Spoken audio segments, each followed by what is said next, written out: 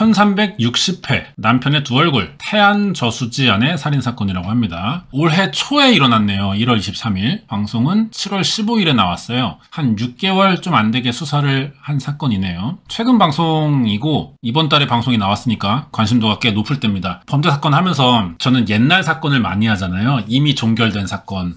미제 사건도 공소시효 끝났거나 몇십 년 전 것도 많이 하고 그러다 보니까 최근 사건 같은 경우는 왜 안 하냐면은 소문이 너무 많아. 일단 그러다 보니까 카더라밖에 없어요. 할 수 있는 게. 제가 어떤 범죄 사건에 대해 무슨 전문가가 아니잖아요. 제가 어떤 뭐 지식이 있거나 분석력이 있는 사람이 아니잖아요. 일반인이에요. 저 여러분이랑 똑같은 사람이에요. 그러다 보니까 제가 괜히 뭔가를 얘기하면서 잘못된 말을 할 수도 있는 거잖아. 그러니까 그래서 저는 많이 친한 사실로 확인된 것들만 찾을 수 있는 그런 걸 하다 보니까 옛날 사건을 많이 하는 편인데 요즘 사건도 뭐 하면은 조회수 잘 나오겠죠. 사람들 관심 많을 때 하면은. 그럼 뭐 구독자도 금방 생길 거고 채널 커질 수 있는데 할 수 있는 게 없습니다. 뭐 기사도 잘 안 나와요. 요즘에는. 살인사건 같은 거 뭐 사회 분위기 안 좋아진다고 공중파에서는 하지도 않고 그러다 보니까 용감한 형사들, 꼬꼬무 이런 것도 다 과거의 사건들이고 최근 사건을 알 수 있는 방법이 우리가 딱히 없어. 그 알 이 정도 아니면 그죠? 이런 거 관심 있는 사람들은 챙겨봐야 되는 거죠. 어떤 사건인지 저도 잘 모르는데 한번 보면서 같이 이야기해 보겠습니다. 성실하며 업무 능력 또한 흠잡을 데 없어 직장에서도 인정받던 지윤 씨는 지난 1월 설 연휴가 끝난 후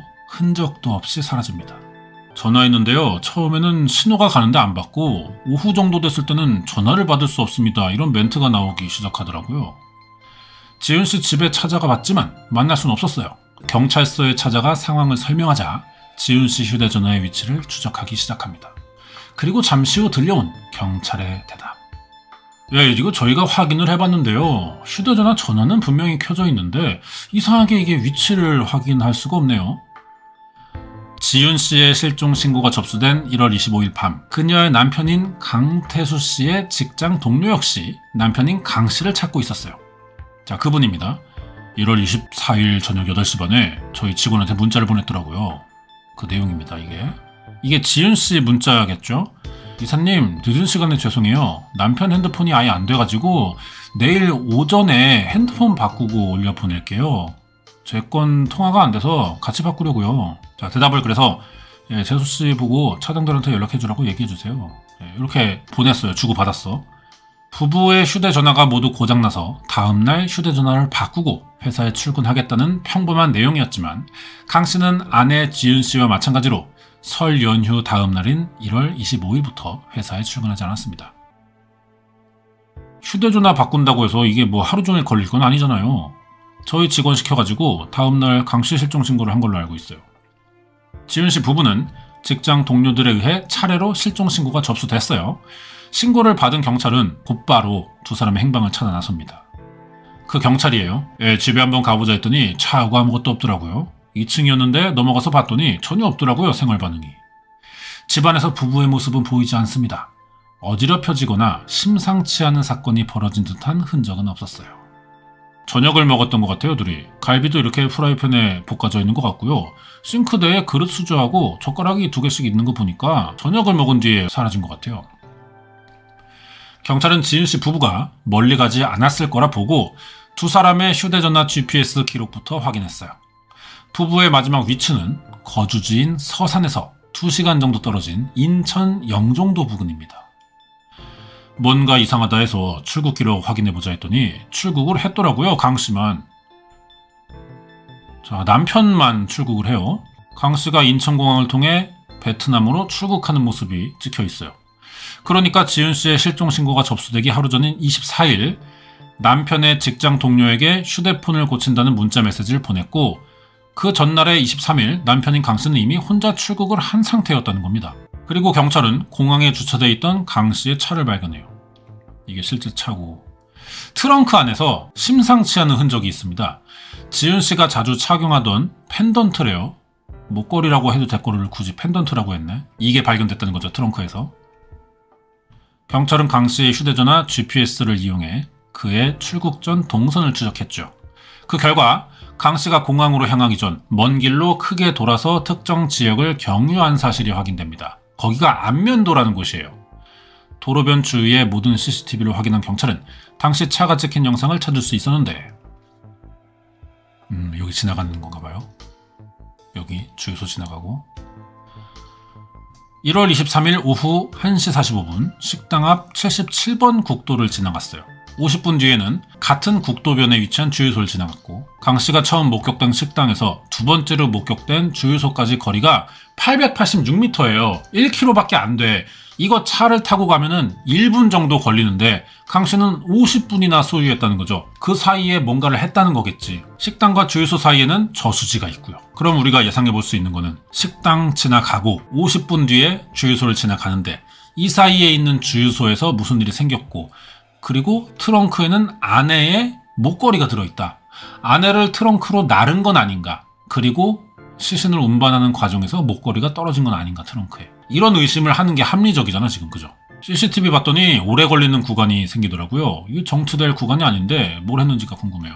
수색 당시 영하 15도가 넘는 추위가 지속됐고 저수지 표면은 얼어버린 상태였습니다. 며칠째 이어진 수중 탐색으로 경찰은 텐트 가방 안에 있던 시신을 찾아요. 바로 실종됐던 아내 지윤씨.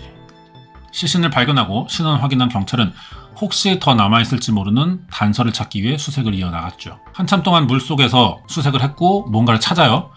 경찰이 증거물로 채취한 게 바로 부엌칼입니다. 미친놈이네 이거. 닥치는 대로 여기저기 찔렀어요. 그리고 배를 이만큼 그었다는 거 아니야? 심장을 노렸고. 그러니까 이런 데는 이제 반항흔으로 생겼을 가능성이 있죠. 사람이 피하고 맞고 하다 보니까 빗 맞은 장소인 거고 심장 확실히 노린 것 같고 배를 이만큼을 갈랐네. 하지만 죽음에 이르게 한 직접적인 사인은 따로 있대요. 자상이 전부 사후자상이에요. 사후자상. 일단은 질식사한 걸로 보니까요. 뒤에서 졸랐어요. 목을. 목에서 얇은 끈으로 두 바퀴 감아 뒤에서 힘을 줘 당긴 사큰이 발견됐습니다. 피해자가 숨이 끊어지자 날카로운 흉기로 참혹하게 훼손했어요. 뭐냐? 죽은 뒤에 이렇게 찔렀다는 거 아니야? 불필요한 공격이거든요. 여기는 다 불필요해. 무슨 의도지? 강도처럼 보이게 위장했던 거겠죠. 그쵸. 그럴 것 같다. 정신병이 걸려서 막 미쳐가지고 한 게 아니고 나름대로 이렇게 위장을 한 거겠지. 자, 경찰은 남편인 강씨 유력 용의자로 판단했고요. 인터폴의 적색 숲에서 발부받아서 행적 추적했습니다. 그리고 지난 2월 10일 잡혔네. 필리핀에서 잡혔나봐요. 베트남 갔다가 태국 갔다가 캄보디아 갔다가 필리핀으로 도망쳤던 것 같아 계속. 마닐라에서 체포됐네 공항에서. 근데 강씨의 국내 송환을 기다리고 있던 지난 5월 21일 수용소에 수감됐던 강씨가 탈옥을 해요. 자, 필리핀 언론 보도인데 이민국에 따르면 이민국 구류시설에서 5월 21일 탈주했고 양동이나 의자 등의 물건을 쌓아올려 20피트 높이의 벽을 올라가 탈주했습니다. 이제 이거는 걷잡을 수 없는 단계죠. 이러면 살인범이 탈옥을 한 거야. 근데 8일 만에 또 검거가 돼요. 이때 강씨는 혼자가 아니었습니다. 옆에는 한국인 남성 임씨와 여자 김씨라는 사람이 같이 있었는데요. 사진도 찍었고 가까운 사이인가 봐. 강씨는 휠체어를 타고 있는데요. 이 하얀 가루는 또 뭐야? 마약이네. 같이 있던 물건이 샤브라고 불리는 메스암페타민 계열의 마약이다. 이 양이 1kg나 돼요. 이게 1kg면 사실 얼마 안 되는 것 같지만 이 한 번 투약량이 밀리그램 단위잖아. 그러니까 1kg면은 33,000명이 동시에 투약하는 양이다. 어마어마하네요. 마약 소지 혐의로 체포됐고 필리핀에서의 수사와 처벌이 마무리될 때까지 한국으로 올 수 없는 상황. 이게 무슨 상황이냐면은 살인은 한국에서 했어. 동남아 여기저기 도망 다니다가 필리핀에서 잡혔어. 근데 필리핀에서 잡힐 때 마약 소지 혐의로 잡힌 거잖아. 필리핀에서의 혐의는 마약 소지밖에 없는 거야. 그러니까 필리핀이 우선 처벌 권한이 있는 거예요. 현지니까. 체포된 장소잖아. 그래서 얘는 필리핀에서 마약 소지 혐의로 처벌을 받을 거 다 받고 출소했어. 그때 한국으로 송환돼서 그때 아내 지윤씨 살인 혐의를 그때 수사하고 구속하고 입증해서 교도소에 쳐넣어야 되는 거예요. 몇 년이 걸릴지 몰라. 이거는 필리핀에서의 처벌에 달려있는 거야. 사진 찍고 글 쓰는 걸 좋아했던 지윤씨는 자기 SNS에 그간의 일상을 기록해왔는데요. 남편과 얘기네요. 결혼 전 이야기들 해놓은 것 같고 어디서 만났다, 뭐 어떻게 친해졌다, 어떤 이유로 사귀게 됐다. 일기 같은 거네. 2009년 경기도의 한 놀이공원에서 아르바이트 하다가 연인이 됐다고 합니다. 에버랜드인가요? 당시 두 사람과 함께 일을 했던 지인은 연애 시절 두 사람의 모습을 이렇게 기억하는데 너무 좋았죠. 부러웠어요. 잘해주니까 남자애가. 되게 그냥 온순한 애로만 알고 있었어요. 착한 애. 모두가 부러워하는 커플이었다는 지윤씨와 강씨는 다른 직장에 취업한 뒤에도 장거리 연애하면서 서로의 인연을 이어나갔다고. 이렇게 5년간 연애 끝에 2013년 결혼을 했고요. 강씨의 직장이 있던 서산에서 신혼생활을 시작합니다. 그러니까 여자분은 연고가 없는 지역이고 서산이 강 씨 하나 보고 간 거네. 하지만 얼마 지나지 않아서 강 씨가 다른 지역에서 일을 하게 되면서 주말 부부가 됩니다. 아무도 없는 곳에서 혼자 집만 보면서 남편 기다리는 그런 입장. 사건이 일어나기 전 부부를 마지막으로 만난 건 지훈 씨의 친정 식구들이라 오빠입니다. 지훈이하고 남편 강 씨하고 어머니하고 저하고 저녁을 같이 먹었거든요. 그때 사진인가요? 이런 거 사진 보면은 이게 지금 남편이 다 모자이크는 돼 있어요. 남편도 모자이크 돼 있거든요. 그냥 좀 덜 돼 있습니다. 이거 그것이 알고 싶다 해서도 공개하고 싶은 마음이 보인다. 근데 방송심이나 이 새끼가 지금 신상공개위원회 공개 결정도 난 상태가 아니니까 못해. 근데도 자기들 마음에는 공개하고 싶다. 좀 이런 게 담겨 있던 건 아닐까요? 의도가? 알아보려면 충분히 알아볼 수 있는 단계예요. 그래서 친정 식구들 만났을 때 뭐 두 사람 모습에는 이상한 점 없었다. 친정에서 하룻밤을 보낸 지훈 씨 부부는 설 당일 서산에 있는 집으로 갔고요. 경찰에 따르면 지훈 씨가 설날 당일 서산 집에 도착했다고 엄마랑 통화했고 그 뒤로 지훈 씨를 목격한 사람은 없대요. 계속 취재 이어가는데 부부가 돌아온 다음날 새벽에 이상한 소리 들었다는 주민을 만났어요. 새벽 2시쯤 넘어가지고 편의점에서 술 사왔으니까 맞을 거야 아마. 물건 끄는 소리 있잖아요. 그런 거 좀 들리고 가구를 이렇게 막 끌어가지고 이 정도로 무거운 걸 끄는 소리였나요? 의자 정도가 아니라요. 직접 들려주면서 물어봤나봐. 예, 그렇죠. 의자는 그 정도로 크게 소리 나지 않아요. 그게 어느 쪽에서 들렸습니까 혹시? 바로 위층이고요. 똑같은 구조니까 거실이겠죠. 소리가 계속 들렸어요. 시신 운반하는. 사실 뭐 정식 수사 절차를 통해 입증된 건 아니지만 범인이라고 보고 이 내용을 받아들여도 될 것 같아요. 정황들을. 범인이지 뭐 이 정도면은. 결국 참다 못해 지훈 씨 부부 집으로 이 사람이 올라갑니다. 하도 시끄러워가지고 올라가서 좀 조용히 좀 해달라고 잠깐 문 열어보라고 얘기 좀 하게 이랬는데 그쪽에서 그러더라고요. 지금 문 열 상황이 아니고 죄송하다고만 하는 거예요. 집에서 뭔가 시끄러운 소리가 났어요 이때. 그리고 남편 강 씨는 그날 오후 2시에 지훈 씨 저수지에 유기했고 밤 9시에 출국합니다. 그리고 지난 5월 30일 필리핀에서 억류 중인 강 씨가 경찰 브리핑에서 처음으로 아내 사건에 대해 입을 여는데 자, 물어보죠 현지에서 기자가. 한국에서 당신의 아내를 살해했습니까? 사실이냐? 그러니까 네, 저는 아내를 죽이지 않았어요. 살인 혐의에 대한 질문을 받자 답답하다는 표정을 지으며 범행을 부인합니다. 강 씨가 필리핀 비쿠탄 외국인 수용소에서 탈옥하기 전 전화로 면회했다는 가족들. 아내를 살해한 범인이 따로 있대 이 사람 말로는. 그러면서 화를 심하게 냈다는 겁니다. 이어서 사건의 진실에 대해 묻는 가족에게 강 씨가 들려준 이야기가 충격적인데요. 자, 이게 음성인데 뭐 실제 자기가 한 말이에요. 작년에 이천에 있을 때 투잡식으로 해가지고 돈 좀 벌어보려고 텔레그램으로 연락하던 사람이 있어. 처음에는 마약인지 몰랐고 알고 보니까 마약이더라고. 물건만 이렇게 전달해주면 돈을 준다고 처음에 이렇게 이야기한 거지. 근데 한 달이 건너가지고 소개받고 한 사람이 일 좀 같이 하자고. 금전적인 문제나 뭐 이런 거 다 해결해주겠다고. 그게 1월 중순쯤일 거야. 자기 직원들을 2명 보낼 테니까 얘기해보고 하라고 해가지고 얘기가 됐었어. 강 씨가 그러니까 아내 몰래 마약 배달하는 일을 했습니다. 와, 우리나라 진짜 마약 되게 심각해졌다. 이 사람 뭐 관련 업자도 아니고 그냥 평범한 회사원이었던 것 같은데 아르바이트로 마약 배달 일을 하려면 할 수 있는 거야 지금 우리나라가? 와, 너무 심해졌다 지금 나라가 이게 마약 문제가. 아무튼 이 과정에서 알게 됐다는 SNS 속 의문의 남성이 있습니다.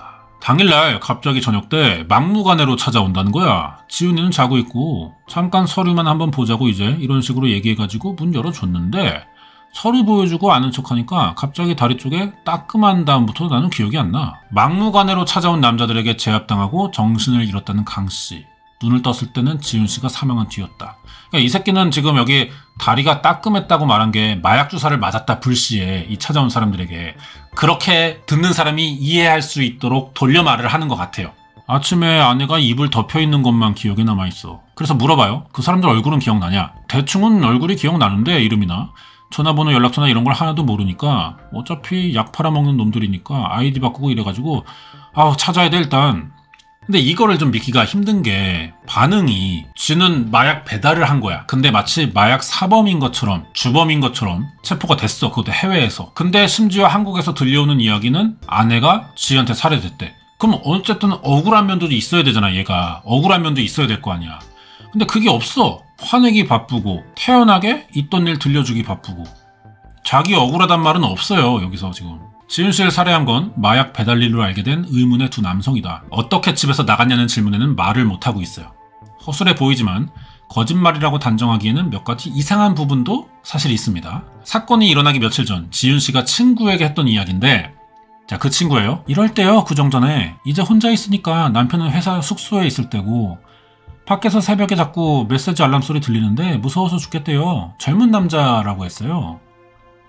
혹시 아내 지윤 씨가 집 인근에서 목격한 의문의 남성이 강 씨가 말한 그 범인은 아닐까? 그렇다면 경찰은 강 씨가 주장하는 의문의 남성들에 대해 확인한 건 있을까?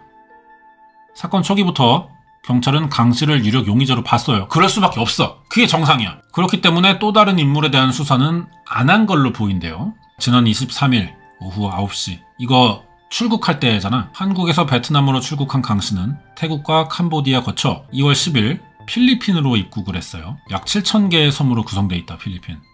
지역 특성상 도망가면 추적이 쉽지 않다는 인식이 강하다. 그래서 한국인 범죄자들의 도피처로 유명하지. 필리핀에서 취조하던 중 강 씨를 알고 있다는 제보자를 만났는데요. 외국인 수용소에서 강 씨와 함께 수감 생활을 했었던 사람이라고. 예, 자기 아내는 진짜 천생여자다. 자기 서포트 다 해준다.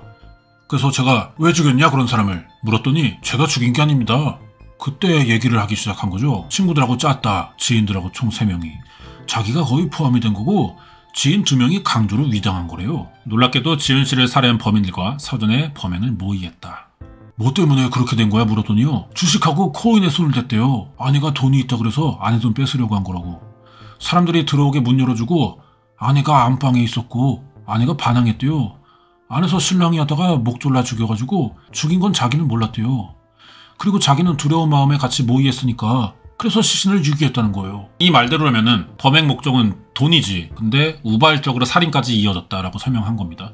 아니, 돈이 목적이면은 계획 살인이지, C8. 어떻게 우발적이냐? 애초에 목적이 있었잖아, 돈이라는 걸. 그럼 이 목적을 달성하기 위해서 뭐 때려? 그럼 신고 들어갈 텐데? 죽여야겠지. 그게 어떻게 우발적이야? 말이 모순이잖아. 그리고 해외 도피 도중 돌연 필리핀으로 입국했던 이유도 공범들 때문이라고 했어요. 이 공범 2명하고는 연락이 안 된대요. 얘네가 필리핀으로 도망간 것 같다, 이 2명이. 그래서 강 씨가 태국에서 필리핀으로 가는 경유 비행기를 택했던 거래요. 누명을 벗고자. 그러니까 살인 모의는 했어. 자기가 죽여서 돈 뺏자고 2명 끌어들였어. 근데 목 조르고 찌른 게 자기는 아니라는 거지. 그 정도 주장하는 것 같아요. 근데 누명을 썼잖아, 자기가 범인인 것처럼. 그래서 공범 찾으러 필리핀으로 왔는데 마닐라 공항 오자마자 체포됐고 외국인 수용소에 수감이 됐어. 수용소가 있는 비쿠타는 정보기관과 군대, 수감시설이 모여있는 곳이다. 높은 벽에 둘러싸여 있는 게 특징이다. 사실 우리나라도 좀 이런 거는 벤치마킹 할 만한 것 같아. 정보기관, 군대가 수감시설에 지배 영역이 닿는. 자, 이런 거 좋은 것 같네요. 혼자 힘으로는 여기가 쉽게 도망칠 수 있어 보이는 것이 아니래. 근데 어떻게 나갈 수 있는 거냐. 강씨 변호사 만났고 협조를 얻어서 강씨도 만났어요. 자, 인터뷰인데 촬영은 안 되니까 녹음 파일만, 녹취만 들려주는 것 같아. 자, 물어보죠. 한국에서 아내 살해 혐의에 대해 아니라고 하셨는데요. 소명할 생각이 있으시면 말씀 한번 해주세요. 제가 지금까지 뭘 할 수 있는 게 없었습니다. 이 안에서 얘기할 수 있는 게 없고요. 지금으로서는 제가 뭐 소명한다고 한국 경찰에 전달될 것도 아니고요. 이거 방법이 없습니다. 그럼 경찰에게 메시지를 좀 전달해 보시겠어요? 한국 경찰이 여기 와서 뭐 할 수 있는 것도 없고요. 필리핀에 와서 경찰들이 실질적으로 도움 줄 수 있는 방법은 아마 없을 거예요. 아내 살해 혐의에 대해 긍정 부정도 안 해. 자기 처한 상황만 얘기하고 있어. 그러니까 진짜 아니고 억울하면은 안 죽였어요. 억울해요가 나와야 되는데 그게 없습니다. 지윤 씨 가족에게 사과하셔야 하는 상황 아닙니까? 사과요? 한참 있다가. 지금 당장 사과라기보다는요. 그게 사고로 일어난 일이기 때문에 저나 가족이 사과까지 할 필요는 없는 것 같습니다. 어떤 사고를 말씀하시는 건가요? 또 한참 있다가. 머리 굴리는 거겠지, 무슨 대답해야 될지. 근데 마땅한 변명이 안 떠올라. 사고였어요. 어쨌든 이지랄하고 있는 거야. 지은 씨 사망은 사고였다. 그래서 지은 씨 가족에게 사과할 필요가 없대요. 어떤 일이 있었는지 좀 말씀해 주세요. 마약 관련해서 일어난 일이에요. 한국에서 마약 배달과 관련된 일을 했어요. 시키는 대로 하다가 그러다가 그렇게 된 겁니다. 언제부터 그렇게 된 겁니까? 2, 3년 됐어요. 지금 이 얘기를 정확히 해주세요. 누군지 모릅니까? 예, 그 사람들은 메신저로 얘기를 해서요. 정확히 누구인지를 모르겠어가지고 이거. 아이디 같은 거 모르세요? 지금은 제가 휴대폰이 없어서요. 아이디를 찾지 못하는 상황이고. 비쿠탄에서 그럼 탈옥은 왜 하신 거예요? 여긴 대답을 못해. 다 변명하고 있는 것 같아. 지은 씨를 살해한 범인이 따로 있다면서도 그게 누군지는 휴대전화가 없기 때문에 알 수 없다고 변명하는 강 씨. 그런데 비쿠탄 외국인 수용소에 수감되어 있는 익명의 제보자를 통해 강 씨가 탈옥할 수 있던 진짜 이유를 들었습니다. 안녕하세요. 현재 비쿠탄에 있습니다. 저 3명 사이에 양 씨라는 사람이 들어가야 됩니다. 현재 비쿠탄에 보이스피싱으로 수감 중인데요. 보도 나온 임 씨, 김 씨 모두 양 씨의 부하입니다. 양 씨가 이 강 씨라는 이 지훈 씨 남편 탈옥을 도와준 거예요. 와, 이 사건이 단순하지가 않네. 수감 생활 도중에도 마약 관련으로 문제가 있었다. 근데 강 씨의 탈옥을 도와준 이유는 뭘까? 양 씨가 이 비쿠탄 안에 마약 상선 오더를 받고 한국에 보내는 일을 하고 있어요. 그래서 양 씨가 밖에서 도와줄 테니까 탈옥해서 넘어가라고 한 거죠. 강 씨를 탈옥시킨 후에 한국에 마약 배달을 시키려고 했던 거예요. 검거될 때 나온 1kg가 그 마약이고요. 그러면은 아무리 씨발 뭐 범죄자고 뭐 이 필리핀에서 좀 약간 끝발 날린다 쳐. 근데 감옥에서 막 탈옥을 해줄 수가 있는 정도인 거야? 필리핀의 감옥 시설이 문제야? 이 새끼가 문제야? 둘 다 문제야. 결국 강 씨가 탈옥을 했던 이유는 살인 누명이 억울해서 공범을 찾으려고 했던 게 아니라 마약 배달을 그 와중에 하려고 또 그랬던 거죠. 제작진은 지훈 씨와 가족이 주고받은 메시지를 확인하던 중 이상한 정황을 또 하나 발견해요. 지훈 씨가 친정집을 다녀간 다음 날 1월 23일 오후 3시 어머니는 지훈 씨에게 전화했지만 딸이 받지 않아요. 근데 약 4시간 뒤에 지훈 씨가 오빠에게 메시지를 보냅니다. 부재 중이고 지금 봤어. 오키. 이 시간이 6시 51분인데 이때 지훈 씨의 시신은 이미 저수지에 들어간 뒤였고 4시간이 지난 뒤였다. 그러니까 이 문자도 맨 처음에 남편 강 씨의 직장 동료에게 보내진 지훈 씨의 메시지. 그러니까 자기가 지 아내인 척하고 회사 상사한테 보냈다는 거지. 그것도 사망 하루가 지난 시점에서. 지훈 씨 가족의 동의를 얻어서 카드와 통장 거래 내역을 확인해봤어요. 그리고 뜻밖의 사실을 확인할 수 있습니다. 저수지에 시신이 유기됐던 그날 2시 30분 사용 내역이 있네. 200, 100 뽑았어요. 동남아 돌면서도 한 57번 4,300 넘게 인출했네요. 뒷자리 숫자가 더 있는 거 봐서는 이게 뭐 환율로 계산됐던지 현지에서도 뭘 샀는지 이거는 애매한데 아무튼 이건 생활 반응이죠. 현지에서 아내 카드를 이용한. 누군가 지훈 씨 카드로 2,000의 대출을 받는가 싶더니 6시간 뒤에는 현금 인출기에서 200을 또 뽑아요. 그리고 24일부터 해외에서 돈이 막 써져요. 베트남과 다낭, 태국, 캄보디아에서 4,300 이상. 근데 현금이 인출된 지역이 낯설지가 않습니다. 강 씨가 해외로 출국한 뒤 돌아다닌 지역과 지훈 씨의 카드가 쓰인 지역이 일치해요. 뭐야, 남편이 그냥 쓴 거지. 지훈 씨가 사망한 후부터 기억이 없다는 강 씨는 가족들에게 자기가 처음 정신 들었던 곳이 캄보디아 시엠립에 위치한 호텔이었다고 하는데 거길 가봤죠. 그래서 호텔 직원에게 물어보는 거야. 강 씨가 이 호텔에 있었나요? 네. 개인 여행객으로 오신 손님이었고요. 6월 6일에 왔어요. 확인 결과 기억이 전혀 안 난다는 강 씨 말과 다르게 이곳에 머무는 동안 외출을 했던 걸로 보인다. 실제로 호텔 인근에 위치한 한 한식당에서는 강 씨의 모습을 기억하고 있어요. 우리 가게에서 밥은 먹고 간 것 같은데 특별히 뭐 얘기를 하거나 그런 건 없어요. 캄보디아 여자랑 있던 것 같은데 이 캄보디아 여자도 또 찾아야 되겠네. 하지만 CCTV가 삭제됐습니다. 이미 시간 많이 지났으니까 밀려서 녹화된 거겠죠. 강 씨가 같이 있었다는 그 여자가 누군지 확인 안 되지만 한 가지 확실한 건 아내가 살해되고 기억을 잃었다는 강 씨의 말은 다 거짓말이었다. 그리고 충격적인 모습이 국내에서도 조금씩 드러나기 시작했다. 계획적이라고 생각되는 게요. 여권 자체도 회사에서 보관하고 있었거든요. 해외 출장도 있고 그래서 급하게 써야 된다 그래서 명절 전날 여권을 가지고 간 걸로 알고 있어요. 설 연휴가 시작되기 전 회사에서 여권을 가져갔다고 합니다. 강 씨가. 와, 이 새끼 생긴 것만 봐서는 물론 사람을 얼굴로만 판단하면 안 되는 거지만 이 사람이 뭐 어떤 이 정도의 일을 저지를 거라는 그 상상력 자체가 매치가 안 되죠. 상상 자체가. 순진하게 생겼어. 얌전하게. 비행기표 예매했던 때는 처갓집에서 돌아오던 길인 1월 22일 지훈 씨가 운전하던 차 안에서 지훈 씨 몰래 비행기표를 예매했던 거래요. 와, 이 새끼 진짜 개뻔뻔하구나. 아내가 운전하는데 조수석에서 아내 죽일 계획을 실행하고 있던 거 아니야? 그럼 이 계획은 언제부터 준비됐던 거냐? 여기에 범죄 심리 분석가, 지금은 이제 유튜버이신 스트리머 표창원 씨, 곤란한 질문, 자기가 거기에 대해 답을 하게 된다면 이 사건의 진실이 드러날 수 있는 그런 질문들에 대해서는 바로 다른 주제로 옮겨가는 그런 태도를 보입니다. 전형적인 거짓말하는 사람의 그런 태도죠. 금술 좋은 부부로 보였어요.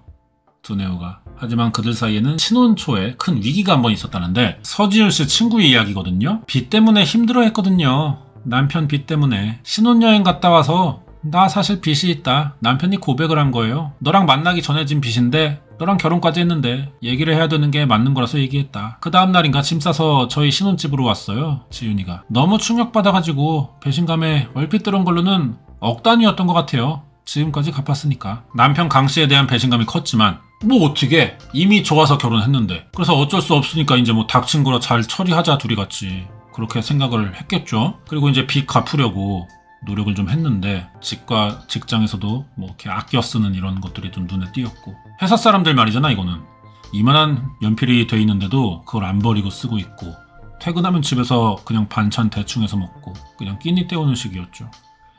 그렇게 결혼 후 8년이라는 시간을 버텼어요. 지윤 씨는 지난해 겨울 친구에게 드디어 빚을 다 갚아간다며 임신 계획을 이야기합니다. 근데 이 계획이 오래가지 못해요.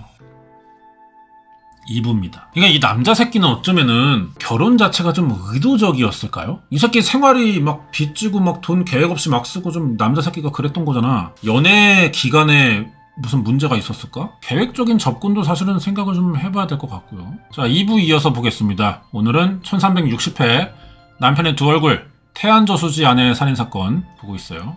계속해서 피해자 친구 정확히 1월 3일 첫째 주 화요일에 언니 나 큰일 났어 어떡해 이러면서 전화가 왔으니까 강서방이 또 사고 친 것 같다고 그래요. 그 사고가 뭐였을까? 강씨의 회사 대표에게 들을 수 있었는데 가부를 했는데 한 2,300에서 2,400 정도? 그럼 뭐 한 2, 300 정도 월급이라 치고 한 8, 9개월 정도치를 가부를 한 거야? 뭐 월급이 더 될 수도 있지만 대충 그냥 동기한테 빌린 것도 한 2,000 된다. 이 돈이 왜 필요했을까 갑자기? 아프다면 병간했고 그리고 또 가부를 해달라고? 대전집을 내놨었는데 부모님이 그걸로 대출을 좀 많이 받으셨나봐요. 회사 그 대표와 남편 강씨의 통화 내용이래요. 그래서 문제를 좀 해결해야 될 것 같아서 그래서 이제 그 회사 대표가 물어보는 거죠. 아니 얼마가 필요한데? 아니 일단 누나가 돈 모아놓은 거 다 하고 모자란 게 한 500 정도 된다고 그러더라고요. 강씨가 계속 값을 해달라니까 찝찝해서 실제면 되게 곤란한 상황일 테니까 직원이. 그래서 대표가 아내도 이거 아는지를 한번 물어봤어요. 찝찝하니까. 너 이런 거 아내는 알고 있니? 아내도 알고 있고요. 완전 다는 몰라도 일단 알기는 해요. 그러니까 얘가 말하는 이 거짓말의 패턴이 이런 식이네. 자세한 거짓말을 지어내지는 못해 그 순간에. 뭔가 둘러대는 척 하면서도 얘 그렇긴 한데요. 근데 막상 그 다음에 지어낼 부가적인 그 거짓말이 떠오르진 않아. 그 말을 해야만 설득력이 갖춰지는데 자기 거짓말에. 그래서 약간 막혀. 얘 패턴이 그래. 우리가 보통 거짓말하는 패턴이 이거잖아요. 일단 거짓말을 하나 던져. 이 거짓말을 하는 이유는 이런 이유 때문이야. 이렇게 설득력을 갖춰가거든. 근데 얘 같은 경우는 거짓말을 던져. 여기까지는 똑같아. 근데 여기서 설득력을 갖춰야 될 거짓말이 떠오르지 않아. 그래서 결국 하는 말이 같은 말을 한번 반복하는 거예요. 아까부터 계속 그런 패턴들만 보여주고 있어요. 대가리가 좋은 새끼는 아니야. 강 씨의 묘한 반응에 곧바로 지윤 씨에게 전화를 겁니다. 대출에 대해 확인한 대표. 근데 이 남편 회사 대표인데 아내의 전화번호를 알고 있는 것도 신기하네요. 직원 아내인데. 짐작대로 지윤 씨는 남편 강 씨가 회사에 병가 내고 갑을 받은 걸 전혀 모르고 있었어요. 믿었던 직원의 거짓말에 대표는 강 씨를 퇴사시키려고 했지만 며칠 뒤 강 씨와 지윤 씨가 같이 찾아와서 간절히 부탁해가지고 마음을 돌립니다. 이게 아내 보고 받아준 거지. 아내 보고. 안 돼 보였죠. 제 앞에서는 계속 울기만 하니까 살려달라고. 옆에서 남편은 뭐 어떤 반응이었나요? 가만히 앉아서 있었던 것 같아요. 참나. 지가 똥 싸지르고 아무것도 모르는 아내 그냥 뒤에 숨는 거 아니야? 어떻게든 해고를 막아보려던 지윤 씨가 안쓰러워서 강 씨가 필요하다는 500만 원까지 추가로 가불해줍니다. 이 일로 지윤 씨는 남편 강 씨의 빚 문제가 해결되지 않았던 걸 알게 된 것으로 보이고요. 이때부터 사이가 굉장히 나빠지기 시작했겠죠. 그렇다면 강 씨는 회사에서 갑을 받고 빌린 돈을 어디에 쓴 거냐? 뭐 때문에 빚을 졌다고 생각하세요? 코인이랑 주식했다는 얘기를 들었어요. 친구한테도 물어봐요. 무슨 빚이래요? 주식했다고만 하더래요. 주식빚이라고. 근데 주식빚 같은 거는 어쨌든 그 증권사 통장을 이용하니까 거래 내역이 나오거든요. 이게 사실이냐? 개인회생을 담당한 변호사 말 들어보니까 이게 주식이나 코인이랑 상관없는 빚이래. 이런 걸 하진 않았어 얘는 애초에. 주식이든 도박이든 뭐 이런 얘기는 없었던 것 같습니다. 신청 사유 자체가 생계비 부족이에요. 10여 군데 달하는 대부업체와 캐피탈에서 돈을 빌렸어. 와, 이 새끼 막 나가는 새끼네. 근데 이 정도로 막 나갈 만한 일이 뭐가 있겠어요 얘가.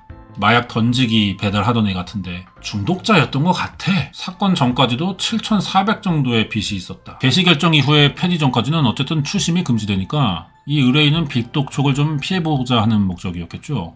본인의 채무를 법적으로 해결하겠다는 의지는 전혀 아니었던 걸로 보입니다. 개인회생 절차를 밟았는데 한 번도 채무 변제하지 않았다. 지은 씨는 지인들에게 9년 동안 남편이 빚을 갚아왔고 지난해 연말에는 빚 청산이 끝나간다고도 했어요. 근데 그 와중에 빚을 또 만든 거야. 어디에 썼냐는 거지.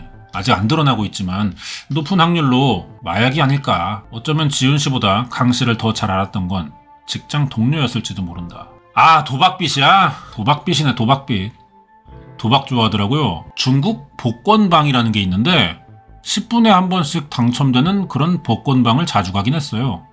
이게 이 새끼 입장에서 한 방의 인생 역전이라기보다는 몇 등 맞고 안 맞고 도박식으로 했던 거야. 도박 개념인 것 같아. 이게 복권방이라는 게. 이름만 복권이지. 평소에도 불법 도박 말씀드린 거나 뭐 이런 거는 하는 것 같더라고요, 많이. 직장 동료. 카드 사용이 말이 안 되는 곳에서 쓰여진 게 있었어요. 이상한 술집이더라고요. 유흥주점에서 회사 법인 카드를 또 50만 원 정도 긁은 적이 있다. 아니, 이 새끼 뭐냐?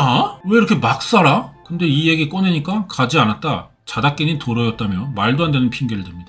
그래서 이 오윤성 교수가 이 새끼의 심리를 보니까 순간순간 이렇게 거짓말하고 얼버무리고 보통 사람은 스스로가 논리적이지 못하면 그게 괴로워서 그런지 못하거든요. 딴편 근데 강씨 같은 경우는 그런 거에 대해서는 스트레스를 안 받아요. 결과가 어떤 상황이 될 것이라고 하는 것에 대해서 생각하기가 싫은 거죠.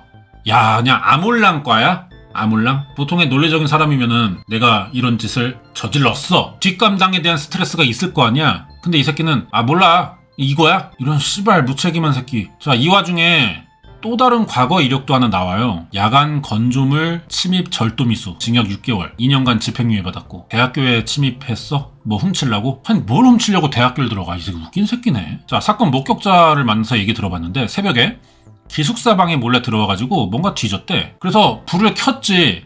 그래서 이 새끼 도둑의 얼굴을 봤는데 충격적인 모습이었다. 앞머리 있는 웨이브 있는 가발에 뿔테 안경 썼고 립스틱은 이미 제 거를 칠하고 있었어요. 하얀 민소매, 핫팬츠, 맨발이었어요. 이 새끼 뭐야 이거? 아니 이 새끼 뭐야? 왜 이래? 약간 좀 그 복장 도착 같은 거 있는 거야? 근데 그걸 지가 사서 하는 것도 아니고 대학교 기숙사 여자방에 들어가서 이 개도라이네 이거. 기괴했어요. 놔달라는 말을 엄청 놔달라는 말밖에 안 했어요. 놔주세요. 존댓말을 했어요. 경찰 조사에서 여자 기숙사에 들어간 이유가 절도 때문이었대요. 그렇게 말을 할 수밖에 없던 거겠지. 근데 사건 직후 이 세범 씨의 기숙사방 범인이 들어갔던 곳에서 수상한 물건 나옵니다. 청테이프가 있었어요. 완전 새 건 아니고요. 새 거면 보통 다 붙어 있잖아요. 근데 이게 약간 좀 떨어져 있는 느낌. 썼던 건지 아니면 정말 바로 이렇게 사용할 수 있게끔 준비했던 건지는 모르겠어요. 그래서 전달했던 기억이 나요. 청테이프가 가방에서 나왔다고. 무엇보다 놀라운 건 강 씨가 여장을 하고 여자 기숙사에 침입했던 시기가 피해자 만나고 있을 때. 와, 이 새끼 뭐하는 새끼냐 진짜. 야, 역대급 도라이다. 역대급 도라이. 탈영 사건에 대해 전혀 모르고 있던 것으로 보인다. 이게 뭔 얘기죠? 탈영 간 적도 있어? 군 생활부터 직장 생활과 결혼까지 곳곳에서 거짓말을 해왔어요. 자, 이 새끼 왜 이렇게 살아온 거냐? 주된 동기는 금전적, 경제적인 동기로 보이지만 그것만이 아니고 여기에 어떤 감정적인 동기도 포함이 되어 있는 것은 아닌가. 금전적, 경제적 동기만 놓고 보자면은 굳이 아내를 살해하지 않아도 되는 다른 방법들이 있었단 말이죠. 그리고 결정적으로 살해를 결심하게 됐던 쯤에 아내의 태도, 자신을 용서해주지 않을 것 같다, 또 추궁한다. 이런 부분들도 결국은 살인이라는 결심을 하게 된 감정적 동기가 됐을 가능성이 있습니다. 그런 경우들이 있어요. 애들 중에 초등학교 저학년 정도, 그 미만 유치원생 이런 정도의 나이대 뭐 잘못을 해. 근데 그 잘못을 감당할 수가 없어서 더 극단적인 짓을 할 때가 있어. 예를 들어서 학교 준비물 같은 거를 못 챙겼어. 학교 가다 보니까 생각난 거야. 그럼 선생님한테 잠깐 혼나든가 뭐 이렇게 엄마한테 연락하든가 뭐 방법이 있어야 되는데 내가 준비물을 안 챙겼다는 것에 대한 뒷감당. 선생님한테 혼날 수도 있고 엄마한테도 혼날 수 있고 그거를 감당하지 못해가지고 그냥 아예 학교를 안 가버리는 이런 행동을 하는 경우들이 있어. 애들이. 그런 식인 것 같아. 아내한테 용서를 못 받을 것 같으니까 아내를 죽인 거야. 아내가 나를 노려보고 화내고 이런 순간을 감당할 수가 없으니까. 그러니까 이 여자 죽이고 뭔가 뜯어내겠다면 이게 아닌가 봐. 존나 유아틱한 발상이라니까요. 강 씨는 그러면 언제쯤 한국에 와가지고 이 아내 살인 사건에 관한 수사를 받을 수 있는 걸까? 필리핀 현지 변호사를 통해 현재 강 씨가 받고 있는 혐의에 대해 알아봤어요. 섹션 14 같은 경우는 마약 복용을 위한 도구나 기구를 소지했을 때 적용되는 법이다. 무기징역에서 사형 나온대요. 필리핀에서 마약 이 정도면. 근데 강 씨의 변호사로부터 뜻밖의 사실이 또 나오는데 현지 변호사인가 봐. 강 씨와 여러 번 대화를 했고 강 씨는 마약 관련 혐의를 인정하고 싶어 해요. 예? 뭘 인정한다고요? 마약이 본인 소유라는 걸요. 연루되었다는 걸요. 마약을 소유하고 있을 때도 본인도 있었다는 것을요. 강 씨는 여기서 재판이 진행되고 있는 동안 한국으로 송환되기 싫어합니다. 왜 그러지? 이 새끼 한국에서 사형 안 나오잖아. 그럼 마닐라에 왜 계속 있으려는 거야? 필리핀에? 사형 받겠다는 건데 필리핀에 계속 남겠다는 건? 최고형에 대한 혐의를 다 인정하고 있어. 그리고 강 씨와 함께 체포된 임 씨는 또 정작 모든 혐의를 부인해. 뭔 상황이야 이게? 또 전화 인터뷰로 물어봅니다. 마약 관련 혐의를 인정하신 게 맞나요? 예. 지금으로서는 그렇습니다. 임 씨가 무죄를 주장하고 있는 건 알고 계시죠? 지금으로서는 그렇게 해야 될 것 같아요. 뭐 일단은 지금 제가 이렇게 하는 게 맞다는 생각이 들고요. 뭔 대답이야 이게. 너랑 같이 잡힌 임 씨가 무죄를 주장하고 있는 건 알고 있냐? 이렇게 물어본 건데 여기에 대해서 지금으로서는 그렇게 해야 될 것 같아요. 뭔 소리야 이 새끼. 일단은 제가 지금으로서는 이렇게 하는 게 맞다는 생각이 들어요. 아니 임 씨에 대해 대답하라고 이 새끼야. 이 새끼 뭐지? 자 그래서 이제 어쨌든 질문하는 사람이 답답하니까 말을 돌려요. 임 씨랑 뭔가 얘기를 하신 건가요? 예, 계획이 있어요. 임 씨하고 얘기가 됐습니다. 어떤 계획인데요? 외국인 마약 사범 같은 경우에는 그렇게 무겁게 다루지 않고요. 형량 낮고요. 금방 끝날 수 있어요. 그러니까 그 국립교도소에서 그렇게 길지 않을 거예요. 어차피 비쿠탄으로 갈 거라서요. 추방은 뭐 저는 그런 건 잘 어쨌든 뭐 이런 계획이에요. 자기가 탈옥했던 비쿠탄 수용소로 돌아갈 계획이다. 전문가들은 강 씨가 마약 소지 혐의를 인정한 데는 또 다른 이유가 있을 거다. 비쿠탄 수용소로 가는 이유가 뭐냐면은 자기 탈옥해준 그 사람이 영향력이 있으니까 거기서 또 어떤 도움을 받을 수 있다 이 생각하는 것 같기도 하죠. 이 새끼 마약 혐의를 왜 인정하고 있냐 이 이유를 이수정 교수에게 들어봅니다. 누구보다도 분명하게 본인 스스로가 살인을 저질렀다는 사실을 알고 있기 때문에 그래서 필리핀 교도소에게는 남겠다는 선택을 할 개연성이 매우 높죠. 여기에 표창원 유튜버는 심리학적으로 보자면 퇴행이라는 방어 기제가 발동되고 있다. 봐봐요. 어린아이 초기 같은 청소년기 같은 지금 맞닥뜨려야 할 가까운 사람들의 비난의 눈초리 그걸 피하겠다. 그러니까 이 새끼는 필리핀에서 사형될 수도 있어. 차라리 마약은 인정하지 않고 살인을 인정해서 한국에 가버리는 게 자기한테 더 유리한 상황이잖아. 근데 그 시선을 받아들이기가 감당이 안 되나 봐. 그게 오히려 두렵나 봐. 이것만 피할 수 있다면 무엇이든지 할래요 라는 그런 심정이라고 보여지거든요. 네, 유아기적 반응인 거예요. 아물랑 강 씨를 한국으로 송환해 살인 혐의로 수사할 방법이 정말 없는 거냐. 한국과 필리핀이 이제 형사사법 공조 조약하고 범죄인 인도 조약은 체결을 했는데 근데 문제는 필리핀에서도 사건을 저질렀단 말이지. 근데 그게 단순한 사건이 아니고 마약이란 말이야. 필리핀에서 장기간 수용 생활할 때 수용하고 있는 한국인을 한국으로 이송을 요구해야 되는데 지금 수용자 이송 조약은 체결되어 있지 않아. 그런 요구를 할 수 없는 상황이다. 이런 상황을 대비해서 이제 해외 경우를 보면 유로폴이라는 거 있대요. 유럽 형사기구를 만들어가지고 강력 범죄가 일어나면 회원국 간의 정보 교류에서 수사를 협조하고 있다고. 전체를 아우르는 아시아 폴리스를 구성하기에는 뭐 현재는 좀 어렵다. 유로폴 같은 걸 만들긴 좀 어렵다.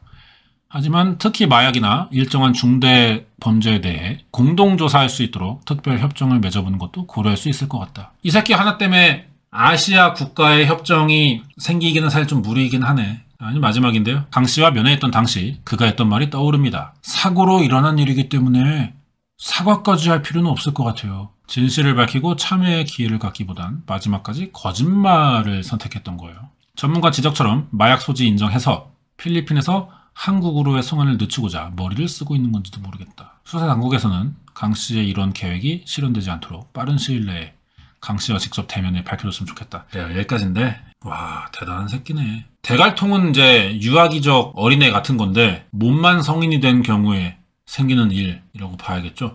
아니 근데 이 립스틱 왜 발라 이 병신 새끼. 이 새끼 뭐야? 아니 왜 이게 제일 소름이네요. 저는 다른 거야 누군가를 희생해서 개인의 이익을 얻기 위한 행동들이야. 근데 이건 뭐냐고 대체. 이거 거기 있는 여자 옷을 입었다는 거냐. 민소매 핫팬츠 맨발 씨발 새끼. 가발은 쓰고 왔고 립스틱은 그 방에 있던 여자 거 칠하고 있었고. 야 이게 뭐냐 얘. 이 새끼 얼굴 보면은 순진해 보여. 순둥순둥해 보이잖아. 근데 속에서는 진짜 약간 초딩 변태가 자라고 있던 거야. 이 새끼는 마약에 손대고 있던 게 언제부터였을까요? 얘 말대로 2, 3년 전이 맞는 건가? 빚은 왜 생겼을까요? 술 먹고 뭐 룸살롱 가고 막 이지랄 했던 건가? 도박하고. 그때 생긴 빚을 갚으려고 마약 배달을 시작했나? 그러다가 도저히 감당 못할 정도로. 왜 빚쟁이들이 그렇다고 하더라고요. 너 빚이 얼마야? 되돌릴 수 없는 궁지까지 몰렸어. 더 이상 변명이 안 통해. 그럼 말하긴 말하는데 그 빚의 일부만 얘기하는 경우가 대부분이래. 그래서 빚 많이 진 애한테 빚 얼마냐고 얘기했을 때 정말 있는 그대로 다 말하는 경우가 거의 없다고 하더라고. 그래서 가족이 이걸 갚아주다가 보면은 다 갚아갈 때쯤 또 다른 빚을 얘기한대. 사실은 이것도 있다. 이게 빚쟁이들의 이제 공통점이라고 하더라고. 이 새끼도 그런 상태였는데 아내를 속이면서 아내가 다 갚아줬어. 이 개 같은 새끼 씨발. 어휴. 근데 아내가 다 갚아갈 때쯤 또 다른 게 있던 거야. 그거를 이제 아내한테 또 밝히고 자수할 엄두가 안 나가지고 죽인 거야, 그러면. 이거밖에 안 되는 거야. 그리고 자기가 이제 개인적으로 빚을 갚아야 되니까 마약 배달을 했던 거고. 그러다 잡힌 거죠. 그 상황인 것 같아요. 문제 많은 새끼네. 사형받지 않을 것 같다는 계산도 있는 거야. 그럼 필리핀에 계속 있겠다고 한 게 죽음을 결정한 거야? 필리핀에서 사형도 나올 수 있다는데 웃긴 새끼죠 이거. 거짓말도 잘 못해. 거짓말의 단계도 어린애 같고 거짓말하는 그 방식도 어린애 같고 거짓말의 내용도 어린애 같고 새끼 그냥 덜 자란 새끼예요. 이거 봐. 덜 자란 새끼 덜 자란 새끼. 비응신을 받나 진짜. 과거에 대한 문제가 더 많을 것 같기도 해. 와, 이 칼질한 게 강도처럼 위장하려고 했던 것 같은데요? 그죠? 야, 이 아내는 뭔 죄냐? 족같은 새끼 만나갖고 빚 대신 갚아주고 그리고 살해당했네. 다 갚으니까. 나이도 젊은데. 일만 하다 죽었네. 이 새끼가 뭐 어디 데려가고 막 그랬겠어? 결혼하고 나서? 연애 때야 이제 꼬셔야 되니까 뭐 이것저것 해줬겠지. 고생만 하다 죽었네 진짜. 이 씨발 개새끼. 이 새끼 씨발. 나이 드나? 예전과 다르게 이런 살인사건 보면은 예전에는 되게 그냥 냉정하게 제3자 입장에서 보려고 했고 감정적으로 딱히 이렇게 막 동요는 없었거든요. 진짜 나이도 나봐 나도. 저도 이제 30대 후반이거든요. 곧 40대인데 그래서 그런지 이런 거 보면은 처음에는 이제 범인에 대한 어떤 호기심 알고 싶은 거야. 이 새끼 왜 이러나? 비무슨 짓을 왜 하지? 이런 게 알고 싶었는데 피해자에게 좀 마음이 조금씩 가. 고생했겠다. 아, 얼마나 힘들었을까. 이런 생각도 좀 들기 시작하는 것 같아요. 그러다 보니까 내가 욕을 하게 되나? 개새끼잖아, 씨발. 오늘은 1360회를 봤어요. 남편의 두 얼굴, 태안저수지 아내 살인사건이라고 합니다. 몸만 자란 개 초딩에 빙의된 하남자. 그런 새끼의 살인사건이었던 것 같아요. 이 새끼 필리핀에 있으면 안 돼. 한국에 와야 돼. 송환이 돼야 되는데 그게 좀 쉽지가 않아 보이네요. 오늘 이렇게 알아봤고요. 다음 주에 또 다른 사건 준비해서 방송 리뷰해 보도록 하겠습니다.